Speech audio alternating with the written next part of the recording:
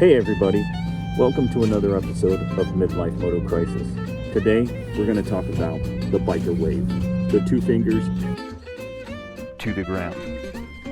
We're going to talk all about the origin of the biker wave, how it began, is it cool, is it not cool, who knows, when to do it, when to not to do it, the rules of the biker wave. Without further ado, let's dive into it. All right, everybody, let's go ahead and talk about the biker wave.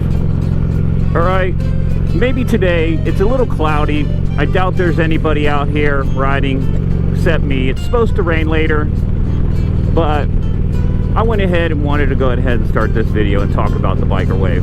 Okay, the biker wave. I personally love to do it. I respect my other fellow bikers, and I think anybody who gets on two wheels should be respecting each other. I don't care if you ride a cruiser, if you ride a Harley, a sport bike. I mean, I don't know if I can put the scooter in there or the Can-Am in the biker wave, the three-wheelers, the trikes, but they are they do get the wind therapy, so why not, right? There could be a couple reasons why that they're riding the trike or the Can-Am. I mean, number one reason, maybe they're just too old. Maybe they used to ride two wheels and they gone to three just because of age, and it prevents them from riding two wheels anymore. So maybe that's another controversial question that we should ask and comment. Is the Can-Am or the trikes deserve the two to the ground, the biker wave? So I'll leave that up to you guys, and you guys tell me what you think. But scooters, I don't know if the scooter should be allowed to get the biker wave. I mean, I don't know, I guess maybe. But the three-wheelers, I'm going to respect the three-wheelers. Could be a veteran that lost his leg, or defending our country, and he can only ride three wheels now. He can't hold himself up, whatever the reason is. So I'm going to go ahead and give the two for the do the wave for the trikes and the Can-Ams. So the biker wave, right? Where did it originally live? There's plenty of stories if you go on Google and figure out where did the biker wave come from. And I like this the best. It really originally came from Harley Davidson. And it's not because I'm a Harley Davidson owner.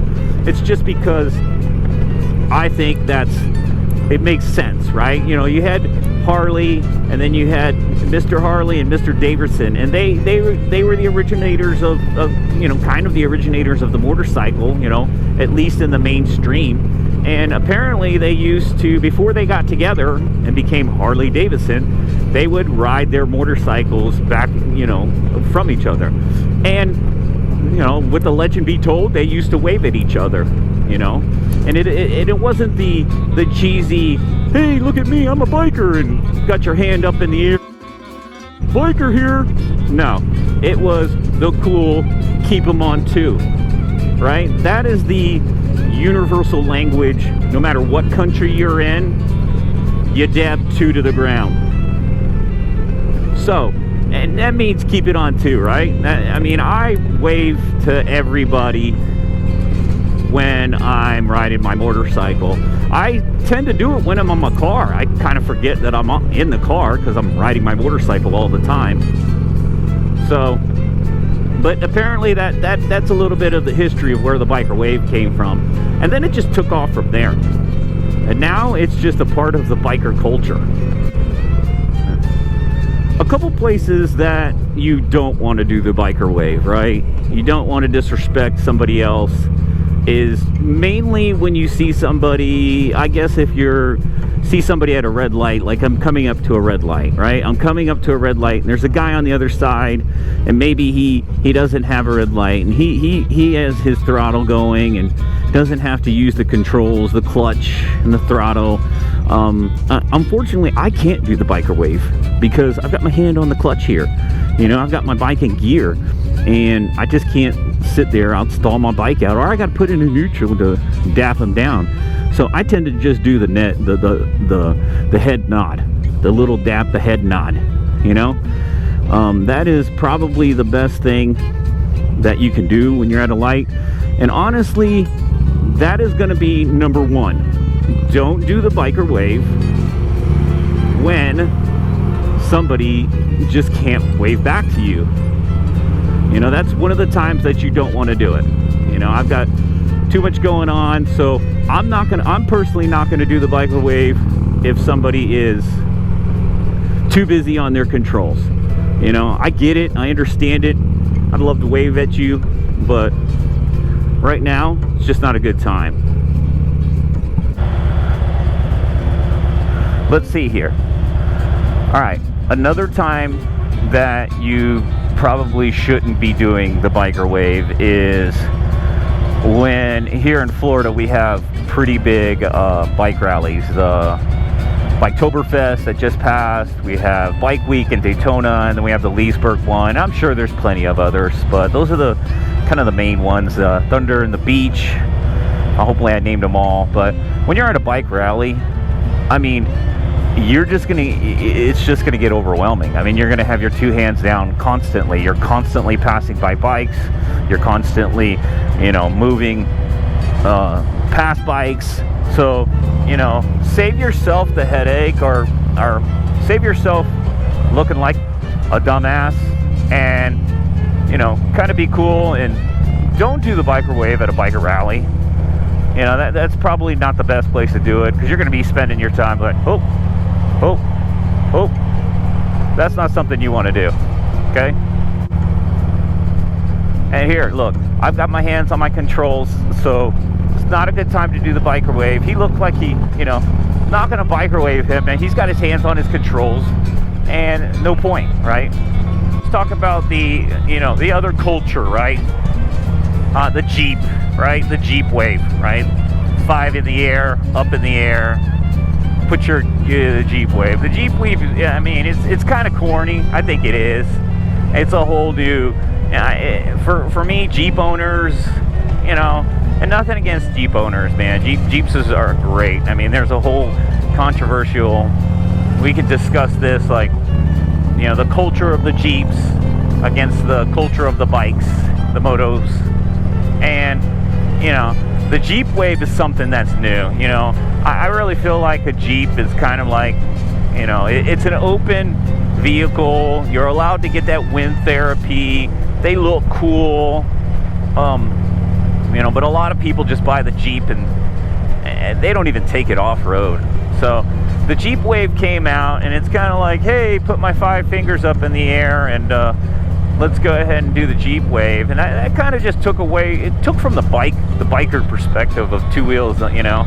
And the Jeep guys and gals, more like gals lately, have been taking over the Jeep world. No issues with that, but yeah, you gotta sell Jeeps, right? But it's kind of like that is the alternative to people who just have a fear of getting on 2 wheels, you know.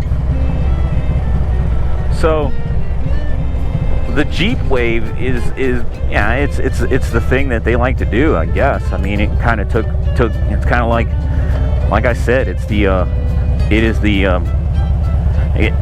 is the vehicle that you get into if you're just not comfortable riding a bike. So get into a Jeep, still get the wind therapy, and they got their own culture now with the Jeep weeks and the Jeep rallies. And they came up with their own wave, which to me is kind of corny, but it is what it is. You know, different strokes for different folks. Have you ever been in a scenario where you see a bike coming up and you're passing it, and he's like some hardcore Harley dude, you know, shorts, no gear on whatsoever, you know, maybe just a bandana wrapped around his head, beard flowing in the wind like he's Gandalf. And sometimes I'm a little hesitant to give that guy the biker wave. And then sometimes I do, and I get respect. But sometimes there's some hardcore dudes that think it's corny.